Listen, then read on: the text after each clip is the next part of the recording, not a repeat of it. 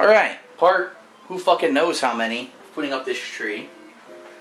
Kind of glad I'm getting a chance to talk about a lot of the stuff I'm talking about and getting it off my chest and getting a rant about it. So let's go back to what we were talking about while I continue to put ornaments on my tree here. We were talking about hate. We're talking about people, particularly in the Street Fighter community, who take it upon themselves to say underhanded, nasty, sarcastic, insulting things about me when I don't talk about them at all. I'm not even interested in the competitive community at this point, and I think it's absolutely ridiculous. So, really, there's a couple particular things that I would like to address. The biggest one, which I think at least will lead into the next one that I want to talk about, would be the whole incident with what happened with Mike Watson in late 2010. And for those of you who don't remember, who aren't up on what exactly was what happened at this point, I guess there was a SoCal regional tournament or something, and if you remember in 2010, that was the year when John Rambo, myself, Dom Dye, several others, Howard, we went out to Midwest Championships to try to qualify for the Super Battle Opera 2010 Super Turbo tournament in Japan. And it just so happened that Dom Dye and John Rambo both qualify. So there was this interview between supposedly the three biggest OGs, which are supposed to be Original Gamer, but they pretend like it's some cool fucking thing to say, because OG used to stand for Original Gangster, you know, back in the 90s when rap was big or whatever. So, oh, OGs, yeah, it's such a cool tongue-in-cheek joke to say that Original Gamers are Original Gangsters, whatever. So anyway, they have Mike Watson, Alex Valle, John Choi all on this panel. And they're being interviewed by Dogface, who's probably the biggest West Coast ball-sucking dick rider that ever existed. And I hate to say that because I actually used to be friends with the guy. Like, we used to both love this video game, X-Men vs. Street Fighter, and we were both pretty good at it. He's probably better at it than me because he actually put time into it, as opposed to me. I just learned stuff in arcades back in the day when the game was new, and then I kind of applied it 10 years later when people started playing the game competitively at tournaments like EVO. But anyway, so Dogface is interviewing these three guys, and you're wondering, gee, what will this interview be about? He starts insulting the people who've qualified for Super Battle Opera 2010 by saying to the three of them, well, you know, we all know that you guys should have been, you know, the real Team USA for Super Battle Opera for Super Turbo. So right off the bat, he completely discredits the people who had qualified for Super Battle Opera 2010. Now, is it to be said that if Valle, if Watson, if Choi were at Midwest Championships, that they probably would have qualified, or at least had a very strong chance to qualify? It's a no-brainer, of course. Of course they would have had a strong chance. They're really good players. Bottom line was, they didn't go. So, why on earth is this guy, Dogface, who's supposed to be interviewing these guys about legitimate things, basically taking the opportunity to completely discredit anyone who went to the qualifier, saying they all suck, West Coast rules, fuck everyone, okay? It's ridiculous. The whole East Coast, West Coast rivalry of Street Fighter, it died like 10 years ago. And it hasn't existed since then. So, the reason why people keep bringing this shit up, I have no clue. Like, they just they love to bring up old shit for whatever reason. Maybe they're just bored. So anyway, he opens it up by insulting shit like that, alright? Very insulting. Then, he brings up to Mike Watson, me. So I don't even remember what exactly the exact phrasing of the question was. It was probably something to the effect of, oh, and yeah, what do you think about DSP and all this? To which, you know, Mike Watson goes off on a rant. And I'm not going to repeat a lot of the stuff he said. It was basically very insulting. I'm an asshole. I'm a piece of shit. Oh, you know. And he said, oh, he has like 10,000 followers on YouTube or something. And someone in the crowd yelled out, no, he has like 20,000. He goes, oh, yeah, 20,000? Yeah, 20,000 assholes, all right? I don't care, all right? You can hate on me all you want. It doesn't make a difference because I'm doing what I'm enjoying. As you can tell, I'm not involved with the competitive Street Fighter community. I don't care. People can say whatever they want. But it's just hilarious when people start insulting me that they're so misinformed. Last year, I probably had about 50,000, if not more, subscribers by the end of the year on just my main page. On my old page, I had probably about 70,000 subscribers. Gee, let's see. On the King of Hate HD, I probably had about 40 to 50,000 subscribers. Not to, you know, my alternate channels. Basically, my videos on YouTube have more views than every single Street Fighter video that's been put out, okay? I have like hundreds of millions of fucking views. So, completely overshadowing anything that the competitive Street Fighter community has done. But they like to hate on me because they're like, oh, here's a guy who used to just play Street Fighter and used to say he was the best, and now he's branched out and he's doing something else and he's successful, and we can't stand that. So they take it upon themselves to hate on me. So he basically goes off on a rant, call me an asshole, a piece of shit. Anyone who watches my stuff is also an asshole or a moron or whatever. And it basically goes on like that, okay? Immediately, of course, I get contacted by my fans, some of which who were watching the stream and were appalled that this would happen. Like, what the hell's going on? Who is this Mike Watson guy insulting DSP? Because keep in mind, they haven't been following competitive Street Fighter since the 90s. They don't know who Mike Watson is. So they contact me and they're like, Phil, what is going on? Who is this guy? Do you know who he is? Do you have any idea what's going on with him? And it's been a year now, and I completely ignored it. And I never addressed it. And I said, you know what? Just let it be. Just let it sit.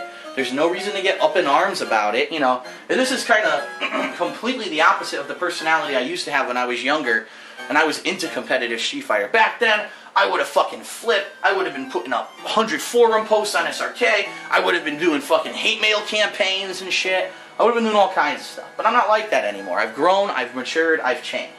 I don't really care about what people say about me. So I let it go. I said, you know what? I don't really know what the hell is the bug up Mike Watson's ass about me, besides the fact that I have placed very highly several times in Super Street Fighter 2 Turbo tournaments at EVO and other EVO qualifiers where they didn't play the arcade version of the game. They played console adaptations of the game that admittedly are nowhere near as good as the actual arcade version of the game. I actually completely agree with Mike Watson on that point. Every single fucking console version of Super Turbo has not been very good. They've all had problems, okay? And no one's ever been willing to just settle on one and say, okay, this is the one that's the best and we're going to adopt this for tournaments. And because that Super Turbo is no longer held as part of major events like EVO or whatever, if it is, it's a side tournament run by people who try to bring in a cabinet or whatever, but it's not an official game anymore. So I don't care, and you know, it doesn't need to be said that every time I've played Mike Watson in Super Turbo, I've beaten him. It's true, every time I've played him in our tournament, I've beaten him. But we've never played on Arcade Super Turbo, so if you really want to be a purist, I've really never beaten him because we've never really played real Super Turbo. So that's this whole debate, okay, that's always been going on with me and the Street Fighter community. Is DSP really good, or is it just that he played shitty versions and no one who actually was good at the game, you know, was there to stop him or whatever? I don't know. That's the whole baloney debate that's always been going on, and there's always been sour grapes between, you know, these supposed OGs who play Arcade Super Turbo and me.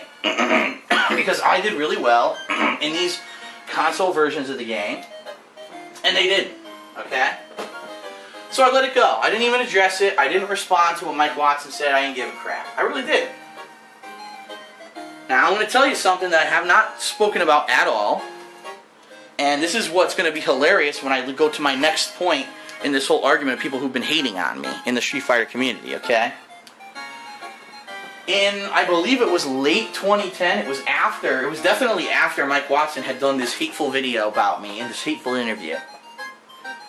He actually sent me a PM on YouTube. That's right, he actually went out of his way to send me a private message on YouTube, and I still have the private message. And it says, yo, listen up. I know you probably heard the stuff that I said about you. Listen, it was way blown out of proportion. I was basically, the whole interview was stupid anyway, the way that it was portrayed, which I agree with. The whole interview was basically insulting to the East Coast, and it really had no place of even being an interview like that. So basically, Mike said, I got caught up in what was going on, and you know, it looks like I hear you're doing really well here on YouTube. I wish you well in what you're doing. Peace out. That was his message. So after getting that message, I said, wow. You know, okay, so here's a guy. He really didn't understand the situation. He probably knew nothing about me doing anything on YouTube anyway. He thought I was still the same asshole that I was back, you know, 2005 through 2007 when I was playing Super Turbo competitively, beating everyone at it, and being a loudmouth asshole that I was. And you know, he mouthed off, but then he probably found out later on the truth about what was going on with me. And he said, holy shit, you know, here's a guy who's actually doing well on YouTube with what he's doing. I was misinformed for making fun of him. And he took it out of his way, you know, to go out of his way to send me a message and apologize. So I think that's huge of the guy, and I think that is a huge positive for himself and his character, and it shows that what kind of a guy he really is, that he doesn't mouth off like that unless he feels someone deserves it. And once he finally got a full assessment of the situation of me and my stuff on YouTube, he came and apologized to me. So that was it, and it was squashed, and there was no problems whatsoever or anything. And I thought that was the end of it. As you know, I did attend some Street Fighter tournaments in 2010. Some of them of which were Winter Brawl, which is the debut of Marvel 3, Final Round, UFGT. So I did attend 3 major Street Fighter tournaments in 2010. And my intention at these tournaments was to record the tournament footage, to also commentate on a lot of the matches that were going on, to learn these games, to become educated at these games, because I thought that I could be like a branch of the people who were fans of me on YouTube, could branch over and really start to follow these games. Well, after about 2 tournaments of me doing this, I was basically told by not only the people streaming, but also the tournament staff, that I was no longer allowed to record any matches that were being held on the stream, which pretty much was every good match in the tournament, because they wanted to keep the footage for themselves, whether it was for a DVD, which, by the way, is bullshit. No one makes DVDs of these things anymore. But to basically keep the footage and to upload it themselves to YouTube or whatever, and to try to make some ad revenue on these videos. Now, what I hate to tell these people, because they didn't want to hear this and they didn't want to talk to me about it, was I make about 20 times more, if not more than that, on my videos that I put up on my channels than they do putting it up anywhere on theirs. So if they really were smart, what they would have said to me was, Phil, listen, alright, you want to go to these tournaments and film? Well, obviously we're already streaming it, we're already archiving it, so let's strike a deal.